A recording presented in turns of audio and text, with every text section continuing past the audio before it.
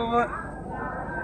మరి నాకైతే పతి ఎక్కడ ఉన్నది, పత్ని ఎక్కడ ఉన్నది? నా తమ్ముడు లక్ష్మణుడికి అయితే ఇక్కడ తనకు భార్య లేదు, అక్కడికి వెళ్ళి అన్నాడు అంటే శ్రీరాముడు అబద్ధమాడినట్టే కదే నేమో ప్రభువు. నాకైతే ఎక్కడ పత్ని ఉన్నది, నా తమ్ముడు నల్లడిగో అంత దూరాన్ని ఉన్నాడు. నా తమ్ముడికి భార్య మోహం మీద కొంతకాలం జరిగిపోయి ఉన్నది. నా తమ్ముడికి ఇక్కడ భార్య లేదు, నాకు భార్య ఉన్నది కాబట్టి నా తమ్ముడు అంత దూరాన్ని ఉన్నాడు. నా తమ్ముడు తమ్ముడిని పెళ్లి చేసుకొని శూర్పణకి శ్రీరాముడే చెప్పినట్టయితే రామాయణకి అపచకనం జరిగింది కదండి. తమ్ముడు పెళ్లి చేసుకుని పంపాడు. అయితే మరి తమ్ముడికి పత్ని కూడా ఉంది కదా, అంటే అక్కడ లేదు కానీ అక్కడ ఉంది కదండి. ఎవడన్నాడు కానీ ఇక్కడ భార్య లేదు. ఇక్కడ నువ్వు నన్ను పెళ్ళాడినట్టయితే నా దగ్గర నా భార్య ఉన్నది కాబట్టి నీకు నా తమ్ముడు ఏనాడు పెట్టో భార్య వియ్యంతో ఉన్నాడు కాబట్టి నా భార్యని నా తమ్ముడిని పెళ్ళాడమని పంపాడు కదండి. అవునండి. ఆ పంపుతానే అలా సోర్పడికి పంపుతానే ఉన్నాడు కానీ తమ్ముడైన లక్ష్మణుడికి కొన్ని భాషలను చేస్తున్నాడు కదండి మహాప్రభు. కొన్ని మోగ భాషలను చేస్తున్నాడు కదా. తమ్ముడా లక్ష్మణుడా, నీవి ఎవరో కానీ మహా అహంకారంగా ప్రవర్తించింది కాబట్టి ఈవిడి అందగత్తని అహంకారంతో ఉన్నది కాబట్టి ఈ అందాన్ని చెడగొట్టి వదిలేయమన్నాడు కదండి మహాప్రభు. అవునండి. ఆ మాట ఆలకించిన లక్ష్మణుడు అందగత్తెల కంటే అందం ఏమిటండి మహాప్రభు? చెవి ముక్కులు కోసి ఇక్కడ సోర్పణకి నిజ మీద ఈడ్చిపెట్టారు కదండి మహాప్రభు.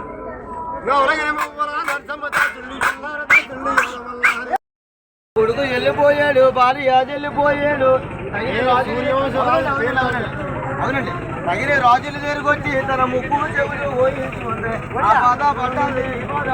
దండకారణ్యంలో ఉండిపోయేది మహాప్రభు.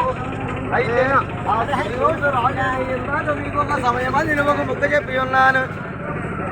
మరి ఒక్కొక్క రాజు అక్కడో ఎక్కడిదో పేరులో వస్తాయి కానీ అన్ని పేర్లు ఒకేసారి ఒకే సమయం నేను చెప్పలేరండి మహాప్రభు.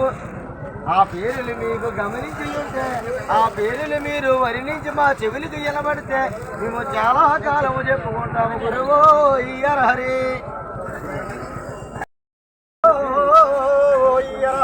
చెప్పండి.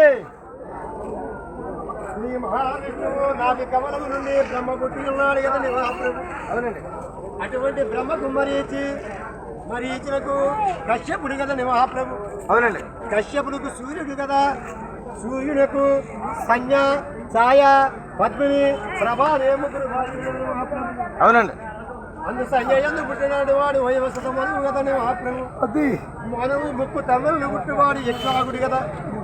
అటువంటి యక్షాగులకు నూరుగురు పుత్రులు కదండి మహాప్రభు.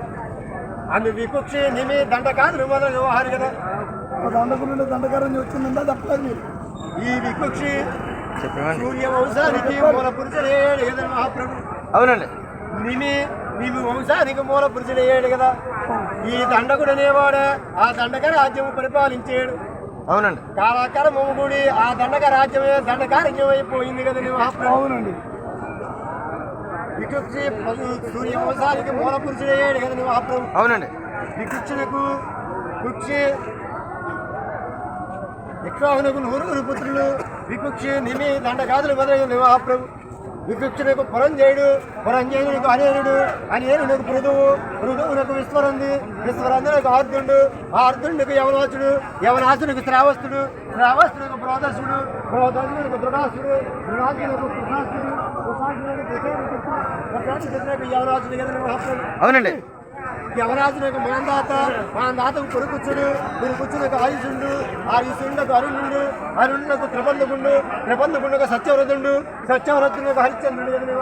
అవునవును. హరిశ్చంద్రునకు లోహితుండు, లోహితుండకు హరితుండు, హరితుండకు జంపుండకు సుదేవుడు, సుదేవునకు విజయుడు, విజయునకు నురుకుండు, నురుకుండకు ఉరుకుండు, ఉరుకుండకు బాగుండు, బాగుండకు అలా ఉంటారు. బాగుండకు సగరుడు, సగరునకు అసమంజసుడు, అసమంజునకు అంశమంతుడు, అంశమంతునకు దిలీపుడు, దిలీపునకు భగీరథుడు, భగీరథునకు శృతుండు, ఋతుండకు రాముడు, రామునకు సింధుదీపుడు, సింధుదీపునకు ఐతరాయనకు ఋతుపర్ణునకు సర్వకాముడు, సర్వకామునకు సుధాముడు, సుధామునకు అస్మకుడు, అస్మకునకు మూలకుడు, మూలకునకు దశరథుడు మహాప్రభు. చెప్పండి. దశరథునకు విటుడు, విటునకు విశ్వసహుడు, విశ్వసహునకు కట్వాంగి దిలీపుడు, కట్వాంగి దిలీపునకు దీర్ఘబాహువు, దీర్ఘబాహునకు రఘువు, రఘువునకు యజుడు, యజునకు దశరథ మహారాజు కదా. అంతే. అటువంటి దశరథ మహారాజులకు శ్రీ మహావిష్ణువు 4 అంశాల చేత రామ లక్ష్మణ భరత శత్రువులు జన్మించి ఉన్నారు కదా. శ్రీ రామ రామ రామ